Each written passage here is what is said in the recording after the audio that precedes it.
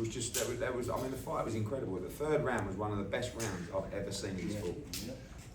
Would you rather a fight Virgil or unification? You as a fan and as a promoter. Me, unification, because that's there's a lot of conversation right now about belts and stuff like that. I'm on the belt side, right? For me, sport is about championships, legacy, and in boxing there's no bigger legacy than belts, right? And that's what Jaron Ennis wants. He wants belts. So whether that's Josh Kelly, whether that's Fundora, he's going to want to fight the other champions before he moves up to 160. Eddie, you've worked with a few American champions, but is this the guy now that is really taking hold as the kind of fighter you've been looking for the United States? I mean, everyone knows for so long how good he is, Sean, and he just needed these kind of opportunities. But it's the way that he fights, that's the difference. You've got guys with great IQ that come with a safety-first mentality, which, listen, it's the art of boxing, hit and don't get hit. The people in there, they don't want to watch safety first. They want to watch fights like that. Everyone who left that arena tonight, or everyone that tuned in on the zone, just went, wow.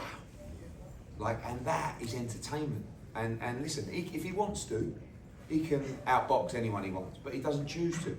He comes in, and it's just like pure box office entertainment. So yes, like when you tell me, you look at that pound for pound list, and you tell me who are the most exciting fighters, and that will see him enter the pound for pound list, in my opinion. But there's a long way to go before we get to where we believe we should be, and that's number one. Do you think moments like that third round, it actually will make it easier to get fights for him after Maybe. this? I mean, you see, if he would have just taken him out in the first round or second round, I think it would have been difficult. And Boots is really not happy, to be honest with you. I mean, he's celebrating, but I know in his mind he's thinking, you idiot, what? So, but that's okay. And by the way, those kind of times, but don't forget, that's the first time he's faced any adversity in the ring, ever. And he had to come through that. Right? So as much as Xander came through moments and got stopped eventually, Boots had to come through a big moment there. And at the end of the day, you never want to be in those moments, but it's good to know you can come through the other side. Eddie, you said Oh, sorry, one second. We've got mics now. Eddie, sorry if you answered this already, but what was going through your mind in the third round, honestly? Yeah. Honestly, on the first round I was on the floor, right, because I was so excited. I thought the fight's over. Second round, coming out for the second round, I thought it's all over in this round. And then third round, he got a little bit lazy. I mean, he just was teeing off and walked onto a couple of huge shots, and I'm like, you just saw him link an arm, and it's like, wow, what?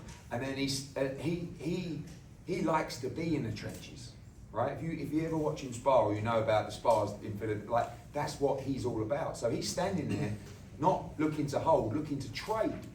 And then you've got both guys just trading, and then you come out the fourth round, I mean, for him to come back from what happened in the third round and do what he did in the fourth and fifth and beyond, I thought that was incredible. But what was I had the beauty of my dad being there tonight, watching that, and I was just said to him, what?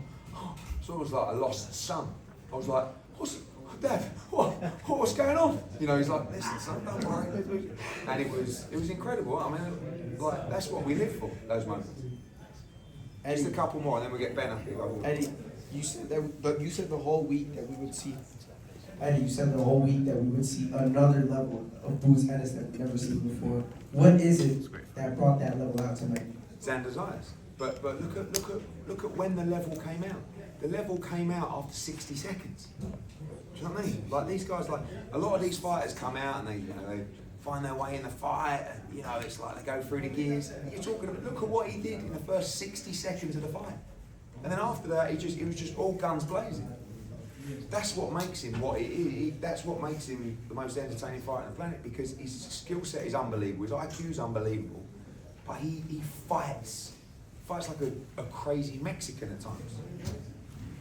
We know you had a big moment when Katie Taylor beat Serrano in Madison Square Garden. You had earlier this year a big win with Dalton Smith over Sue River Tears in a war, also an upset. This wasn't quite an upset, but it was an exciting fight, a big fight. Sold a lot of tickets. Is Barclays Center starting to have like a special moment? Yeah, that atmosphere tonight was really special, and this man lit the place up as well. For me, this place, I love the garden, right? I think it's incredible. But what you saw tonight was just an incredible atmosphere, and you know, sold out arena, just incredible. And this man as well. Like, sport's about entertainment.